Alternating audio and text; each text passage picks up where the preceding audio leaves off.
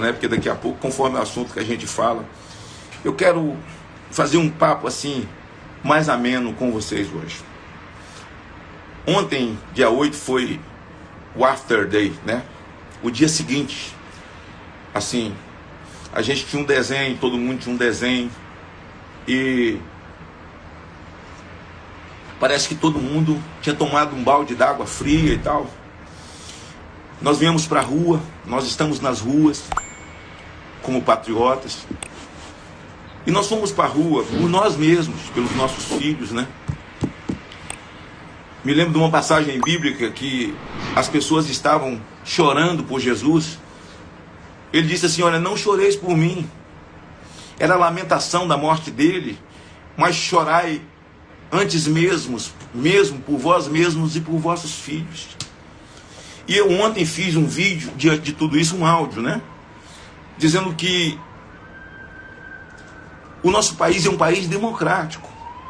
Ela tem uma Constituição, ela não é o suprassumo, não é. Até porque a Constituição de 88, ela foi feita por os exilados que voltaram do exílio, que pegaram um país arrumado. Por voltar do exílio, eles se candidataram a deputado federal. Até o Lula foi candidato a deputado federal, ganhou para deputado federal, não fez nada como deputado federal. Mas todos os direitos que bandidos têm, que está na Constituição, foram eles que criaram. Mas a Constituição de 88, ela separa os poderes. Você tem o poder executivo, você tem o poder legislativo, você tem o poder judiciário, você tem o Congresso Nacional. E aqui eu vou explicar coisas que vocês já sabem. O Congresso Nacional, ele legisla. A Câmara legisla. Tudo que a Câmara vota tem que ir para o Senado. Se um projeto começa na Câmara, ele passa nas comissões de mérito. Muitas vezes passa anos discutindo. Vai para a CCJ, que é a Comissão de Justiça. Se ela aprovar, vai para o plenário. Se o plenário aprovar, vai para o Senado. Vai para as mesmas comissões de mérito, depois CCJ, depois plenário. Se o Senado mexer em alguma coisa, volta para a Câmara. Se não mexer, votar como veio da Câmara, vai para a sanção do presidente. É todo um trâmite demorado. Mas quem faz a lei é o Senado e a Câmara. Se o projeto iniciar no Senado, tem todo esse trâmite e vai para a Câmara. Tem que fazer todo o trâmite na Câmara. E depois, votado na Câmara, se a Câmara mexer, volta para o Senado. Se não, vai para a sanção do presidente. Então vocês do Brasil todo entendam. A Constituição separou 3 poderes harmônicos entre si. Um poder, que é o legislativo, faz a lei. O poder judiciário, ele toma conta da Constituição. É o guardião, a palavra é guardião da Constituição. E o poder executivo é quem executa. É onde está o cofre, é onde entram os impostos. É onde fica a gestão, que hoje está com Jair Messias Bolsonaro. Eleito legalmente pelo povo numa democracia. E então, o poder judiciário tem o poder de prender, de julgar. O legislativo de fazer a lei. E qual é o poder que tem o executivo? Porque o executivo, ele não pode entrar na competência do Supremo. Por exemplo, Fachin disse que Lula não tem nenhum crime. Barroso, essa celebridade, esse imortal, inoxidável, além das estrelas, não posso nem usar algum adjetivo aqui das escolhas dele, né, porque vão tentar me enquadrar em crime de racismo por conta das escolhas, porque agora é assim, né? Mas esse inoxidável, que está se sentindo o Deus do Olimpo, né, que ele agora é o cara do TSE e diz que as urnas não são impenetráveis. São, Barroso. As urnas são penetráveis, sim, elas penetram. Tem quem que possa penetrar na urna, você pode acreditar. Tendo urna, tem quem penetra. Pode saber disso, Barroso. Acredite nisso, Barroso. Então, esse cara está se sentindo. Mas veja, mas uma decisão dele, uma decisão do Fux de autorizar a marcha da maconha, o máximo que Bolsonaro tem que fazer é ficar com raiva. Eu ficar com raiva. Mas eu, como senador, na condição de legislador ou deputado federal, Eu não tenho como me meter numa decisão do Supremo. Marco Aurélio decidiu soltar André do Rep, o braço mais forte de Marcola, um narcotraficante de alta periculosidade. Soltou em nome da pandemia e prendeu os trabalhadores em casa. E proibiu que a polícia fizesse ações nos morros, faquin. Mas a gente fica com ódio, indignado, mas não pode se meter na decisão monocrática de um ministro. Não pode. Eles sentenciam, eles julgam e agora também investigam. Jair Bolsonaro não pode fazer nada, nem eu, nem um senador. Mas eles podem mandar prender um senador. E eles inventaram uma moda de que o Senado ou a Câmara pode fazer com a lei que quiser, discutir quanto tempo quiser. Aprovou por maioria absoluta. E olha que a Câmara tem 513 e a representatividade do povo e a representação do Estado é o Senado. Eles vão lá e derrubam com uma canetada, não valeu nada, tudo que foi feito. Preste atenção. Então foi dado ao presidente da República, dentro da Constituição, os direitos, sabe, discricionários do presidente da República, que só ele pode fazer como presidente, e ninguém pode interferir, e se qualquer poder tentar interferir, criaram o artigo 142 para que o presidente possa acioná-lo, mesmo contra o Supremo Tribunal Federal, para manter o equilíbrio dos poderes. Desequilibrou tudo no Brasil. Porque no Brasil, e eu não quero aqui, eu respeito a Suprema Corte. Eu estou falando de pessoas. E um só resolveu resolver as coisas com a caneta. O Barroso, você tem declarações do próprio TSE, quando a presidente era Rosa Weber, aliás, Rosa Weber, quando sabatinada no Senado, perguntada sobre o ativismo judicial, ela disse: é um absurdo, ministros, homens togados não podem dar palpite, fazer política, fazer ativismo, no máximo julgar. Absurdo! Isso não pode. Se quiser fazer política, largue a toga e vá discutir a eleição. Não foi, Rosa Weber? Foi ou não foi? Foi ou não foi, Rosa Weber? Foi ou não foi? Se eu estiver mentindo, você faz um vídeo me desmentindo, que aí eu boto o vídeo seu falando. Me desmente, me desmente, me desmente. E aí o povo foi se indignando, o povo foi se indignando, o povo foi para a rua, mas nós nunca queimamos um patrimônio público, nós nunca colocamos fogo em nenhum marco histórico desse país, nós nunca pedimos o fim da polícia, nós nunca pedimos nada disso. Quando o povo fala com um cartazinho, tá lá no meio, milhares de pessoas, um cartazinho, fora STF, ofendeu a Suprema Corte. Não ofendeu, não. As pessoas estão indignadas com comportamentos, com o desequilíbrio que houve numa democracia. Tem que haver equilíbrio. E aí sei que muita gente ficou triste, porque esperava que o presidente da República, Jair Bolsonaro, no dia 8, colocasse canhões na rua. A esquerda estava esperando, torcendo por isso. Eles esticaram a corda para ver Jair Bolsonaro fazer isso, para poder jorrar sangue, para o mundo olhar para nós, olhar ele como um frio assassino. Já estão chamando ele de genocida, e nem foi ele que inventou o vírus. Wuhan não é um bairro de Brasília, Wuhan não é um bairro do Espírito Santo, Wuhan não é uma cidade de Goiás, Wuhan não é a cidade do Maranhão, é lá na China, onde os governadores do consórcio do Nordeste são ligados ao Partido Chinês. Não só eles, são ligados à China, também o governador do meu estado, o de São Paulo, e aí vai. Eles esperavam que Jair Bolsonaro, eles queriam, esticavam a corda, e Jair Bolsonaro, eu também, como você, no primeiro momento, fiquei calado, e disse: meu Deus, eu vou me calar, não falo mais nada. E Deus me lembrou que quando o povo saiu do Egito, Moisés convenceu o povo de que estava ali para tirá-lo da escravidão, das garras de Faraó. Faraó não quis. Moisés jogou nas 4 linhas da Constituição, não arrastou o povo, falou: olha, vai acontecer isso, Mas eu estou aqui, olha, eu vou esperar acontecer. E ele pagou para ver. Vieram as pestes sobre o Egito. Até quando o filho dele morre, ele diz, Moisés, então vai. Moisés, nas 4 linhas da Constituição, sai com o povo. O povo saiu vibrante, cantando, gritando, né? Cantando as suas músicas, levando os seus carneiros, as cabras, aquilo que eles amealharam ali. Eu imagino até que eles saíram, se fosse fazendo a analogia, com as bandeiras verde e amarela lá, saindo do Egito da escravidão. Vamos para a terra prometida, a terra que manda leite e mel, a Canaã que Deus prometeu para Moisés, que Moisés falou. O que aconteceu em seguida? Eles chegam no deserto e dá de cara com o mar. Deu de cara com o mar. E atrás vinha o exército de Faraó. Quando o povo viu o mar e não podia atravessar, eles olharam, e agora, Moisés? A notícia pior chegou. Faraó está vindo aí com seus cavaleiros e as suas lanças.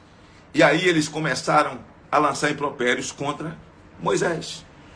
Você é desgraçado, desgraçado, miserável. Nos tirou da nossa terra. Pelo menos tinha comida. Lá tinha cebola. Lá tinha alho. Você mentiu. Agora vamos morrer no deserto. Vamos morrer nas lanças dos soldados de Faraó. Vamos morrer afogados, debaixo de um sol causticante. Nossos filhos, nossas crianças. Se tivesse rede social naquela época, Moisés estava morto. Quem venerou ele, quem beijou ele, quem fez selfie com ele, quem jurou amizade a ele, lealdade, acreditou na coragem, começou a xingar Moisés. Como aqueles que comeram o pão e foram curados por Jesus, e depois, incitados no meio da multidão, diz, crucifica. Tivesse rede social, Moisés estava morto. Ele não sabia o que fazer, Faraó estava atrás. Faraó estava atrás. E na frente tinha o mar. Eu penso que ele só fechou o olho. Gente, eu garanto a vocês que foi isso que eu imaginei numa madrugada. Como é que estava a cabeça do presidente Jair Bolsonaro? Depois do dia 7 eu não falei mais com ele. Não falei nada. Não troquei uma palavra. Como é que está a cabeça desse cara? Ainda mandei uma mensagem para ele que não foi respondida. Tenha paz, tenha paz. Deus está no controle. Tudo muito está difícil, mas é difícil. E aí comecei a ler impropérios de gente que morria de amores pelo verde e amarelo, Deus, pátria e família, Deus, pátria e família, Deus, pátria e família. Mas, meu Deus, será que Deus, pátria e família seria canhões na rua? Fiquei pensando, meu Deus. E Deus falou comigo. Moisés se calou. E de repente Deus fala com Moisés. E Moisés olha para o povo e diz, olha, a mensagem de Deus é essa. Aquietai-vos. Aquietai-vos. Aquietai-vos. Porque hoje, ainda, o Senhor teu Deus fará maravilhas no meio de vós. Você está ansioso? Você está inquieto? Aquietai-vos. Confia em Deus. Ele está olhando, ele está vendo, ele está sabendo. Deus não levantou Jair Bolsonaro do nada. Quando eles pregaram para o mundo que era só um truculento, um doido, e esperaram canhões na rua para poder mandar as imagens para o mundo? Não. Já tinham imagens mentirosas no mundo. Eles não entenderam nada, ficaram caladinhos, porque as narrativas estavam prontas. O genocida botou na rua os canhões para matar o povo. Não. Jair Bolsonaro tomou outro caminho. Resolveu saltar do penhasco sem paraquedas. Resolveu jogar toda a sua reputação, toda a sua popularidade. Pulou. Fechou os olhos e pulou. Porque falou tanto em liberdade, na nossa liberdade, liberdade, liberdade. A prisão de Roberto Jefferson está correta. Crime de opinião. Daniel Silveira, amparado na Constituição de 88, artigo 53. Zé Trovão, Oswaldo Eustáquio, Sara, os jornalistas, Terça Livre, Alan dos Santos. Tomar o canal, um instrumento de trabalho de Bárbara, do Te Atualizei. O meu canal mesmo é bloqueado no YouTube. Quando tem muita... Eles deixam chegar a 5 mil, 10 mil. travado. Não posso falar nada. Não posso falar em vírus, não posso falar em China, não posso falar em Wuhan, não posso falar em vacina, não posso falar. Aliás, esse esquema todo pronto, né? Que ia morrer metade do mundo para vender vacina, para quebrar os comércios, quebrar as indústrias. O Brasil experimentou isso de perto. E esse cidadão aí, chamado de louco, cria o auxílio emergencial. E parte desse dinheiro, eu acredito, veio do dinheiro que ele deixou de mandar para as grandes redes de televisão. Dinheiro da Lei Rouanet que deixaram de mamar. Por isso ele não. Agora estão chamando ele de frouxo? Não. Eu acho que ele foi mais corajoso tomando essa decisão. Jogando fora a popularidade do que botar canhão na rua. Se ele tivesse colocado canhão na rua, quem sabe muitos, que agora estão chamando ele de frouxo, estariam escondidos. Mas ele tomou o caminho do apaziguamento. Ele continua sem sair das 4 linhas da Constituição. Eu não vou dizer que Jair Bolsonaro se tornou um exemplo para que o presidente do Senado copie, que é presidente de um poder, o Pacheco. Mas precisa ter pelo menos a mesma coragem. Que o Lira copie. Jair Bolsonaro não é exemplo de nada. Que o Fux copie. Jair Bolsonaro é um exemplo. Não vou dizer que Jair Bolsonaro é exemplo. Porque não é. Jair Bolsonaro não é exemplo por uma coisa, pelo que minha mãe dizia. Os maus servem de exemplo. Os bons servem para ser copiados. E existem homens dos quais o mundo não era digno. E Jair Bolsonaro é um homem público de uma trajetória. Por isso Barroso, o inoxidável, o atacou tanto ontem. Sem moral, para fazer. Um homem que acredita em ciência, mas o médico dele é João do Diabo. João de Abadiânia. Desgraçado, estuprador. É o médico de Barroso. E dizer que voto impresso e auditável é um ataque à democracia. Tá brincando com a nossa inteligência? Tá brincando com a nossa inteligência, pô? Uma urna existe, ninguém quer abolir urna. Nós só queremos agregar na urna tecnologia para que o voto impresso fique lá mesmo. Se precisar auditar, vamos auditar. E o próprio TSE reconhece. Chamou a Polícia Federal para fazer a investigação. O hacker ficou 8 meses dentro do chamado computador-mãe, do núcleo, da nave núcleo. E o indivíduo que tomava conta desse núcleo, desse computador, hoje é o assessor de Barroso no Supremo. Nós temos que nos indignar. Zé Trovão tem uma filha de 2 meses de idade. Está sem ver. Perdeu a perspectiva de vida. Oswaldo, a 4ª prisão. Nós pagamos 100 mil da multa arbitrada pelo Daniel Silveira. Nenhum é terrorista. O Talibã não mora aqui, pô. São brasileiros ansiosos por justiça. Justiça e liberdade. Liberdade, não queremos nada. Ninguém quer atacar a Suprema Corte de um país que tem 3 poderes. Mas pode atacar o poder executivo. Celso de Mello pode chamar Jair Bolsonaro de nazista. Dos brasileiros que amam a bandeira de nazista. E não há nenhum tipo de manifestação. Zé Disseu desafia Fux, não há manifestação de vocês. Rosa Weber chama para si a discussão do aborto, quando isso é matéria do Legislativo. É hora do Lira requerer a matéria. Pacheco requerer a matéria. E só quem pode convocar um ministro de Tribunal Superior para explicar suas decisões no Supremo é o Senado da República. É o único que pode, a Câmara não pode. Ninguém pode monocraticamente a nossa Suprema Corte. E eu espero que a partir desse voo livre num penhasco que Jair Bolsonaro deu para equilibrar os poderes no Brasil, entenda de uma vez, você que estava em dúvida, arrependido porque foi a Brasília, porque foi a São Paulo, A soltura de Oswaldo Eustáquio aconteceu porque você foi para a rua. Se Zé Trovão vai ser solto, foi porque você foi para a rua. Nós fomos para a rua. Não foi em vão, não será em vão. Queira Deus que a partir de agora aconteça o equilíbrio. O equilíbrio das forças. O equilíbrio dos poderes. E qual o problema de ter chamado Temer? Qual o problema? Temer foi presidente da República e ouso dizer que se não fossem os problemas pessoais do Temer, os problemas pessoais dele, o exercício dele de 2 anos, que fez a reforma trabalhista e a reforma da Previdência começou com ele, teria sido o melhor presidente. Muito do que mandato de Fernando Henrique, ateu, que fez um decreto abolindo escola técnica. Você sabia?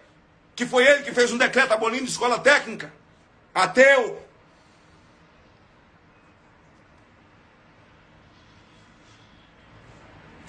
Que foi o problema? Quando eu fui presidente da CPI do narcotráfico, eu recebi todo o apoio, foi do Temer. Era presidente da Câmara. Me deu todo o apoio para que o Brasil pudesse ver aquela grande investigação do narcotráfico. Qual o problema? Ele teve os problemas pessoais dele. O Lula nunca convidou o Temer. O Temer era vice de Dilma. E ele convidou o Temer por causa de quê? Por causa da força do PMDB. E o PMDB depois virou golpista e agora estão tudo amigos de novo. Então essa mídia de esquerda, esses esquerdistas, o Temer, foi ele que indicou Alexandre de Moraes. Quem é mais próximo de Alexandre para conversar com Alexandre? Quem podia ter engrossado o pescoço, não querer conversar, não querer o equilíbrio, vamos por tudo ou nada, vou detonar, era Bolsonaro. Deu um voo livre, saltou o penhasco, mesmo sabendo que a popularidade dele. Mas eu quero que você entenda, eu estou aqui para dizer isso.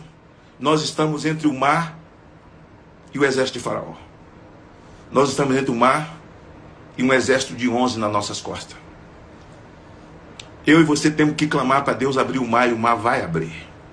Creia, o mar vai abrir. O mar vai abrir. Nós vamos atravessar e vamos sair do outro lado a pés enxutos. A história dirá. O tempo é senhor da razão. Minha mãe dizia, meu filho, não queira entender Deus imediatamente. Os caminhos do Senhor não são os nossos. Deus está comandando essa nação. Ele tem o controle dessa nação em suas mãos. Nós estamos nas mãos dele. E Deus, quando quer abençoar um homem, ele usa até Satanás. O cara diz que Satanás é o adversário de Deus. Deus não tem adversário. Satanás não tem altura para ser adversário de Deus. Ele está debaixo dos pés de Deus. Ele pediu a Deus para tocar em Jó. Falou, você fala que Jó é gente boa, que é fiel. Você fala isso, Jó vive falando bem de você porque ele é rico. Deixa eu tocar nele. Deus falou, só não toca na alma dele. Mas no resto pode fazer. Jó perdeu tudo, ficou doente. Ferida, os amigos vinham e diziam assim, rapaz, cadê esse Deus? Cadê esse Deus? Cadê esse Deus? Cadê esse Deus? Os amigos foram embora. Cadê esse Deus? Eu sei que tem muita gente falando isso ainda. Cadê esse Deus? Cadê Deus, pátria, família? Deus acima de todos. Cadê? Jó dizia, eu sei que o meu Redentor vive. É isso que eu continuo dizendo. Eu sei que o meu Redentor vive. Eu disse isso hoje à tarde ao presidente. O seu Redentor vive. A mulher de Jó disse, abandona teu Deus e morre. Ele disse, não, eu sei que o meu Redentor vive. E aí você imagina, passa na tua cabeça, que está vendo essa live tomando café, lanchando, com seus filhos deitados no seu colo, você no sofá, você jantando, está no restaurante. Mas imagine, pedir isso para Zé Trovão, pedir isso para Roberto Jefferson, trancafiado, doente, por causa de quê? Que terrorista que ele é, de onde veio? Como inventaram isso para ele? E pedir a Roberto Jefferson, pedir para Oswaldo, pedir para Trovão, pedir para todo mundo que está aí injustiçado, jornalistas, Dizer: confia, confia, teu Redentor vive. Teu Redentor vive. Confia, Brasil. Confia. O mar vai se abrir. O nosso Redentor vive. O nosso Redentor vive. Deus não mente. Quando Jair Bolsonaro, presidente desse Brasil, o último da fila, Deus foi tirar o último da fila. O último da fila.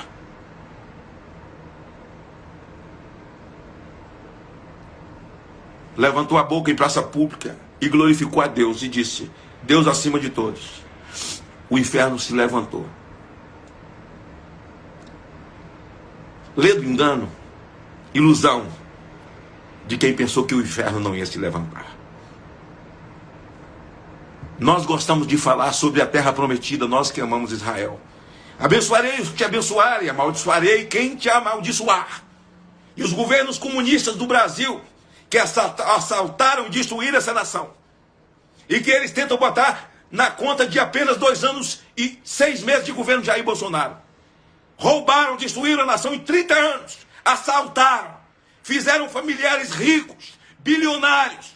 E Fachin disse que não, Lula nunca fez nada, é só simplesmente um inocente. Veja como a esquerda é cínica. Veja como é cínica. O que Jair Bolsonaro aguenta, não fora Deus, não aguentaria. Uma facada, 6 cirurgias. Um homem que sente dores todos os dias.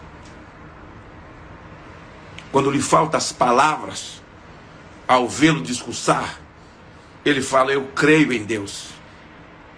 E vocês viram que tem adversário no mundo espiritual. Vocês viram o vídeo que rolou e está rolando por aí, né?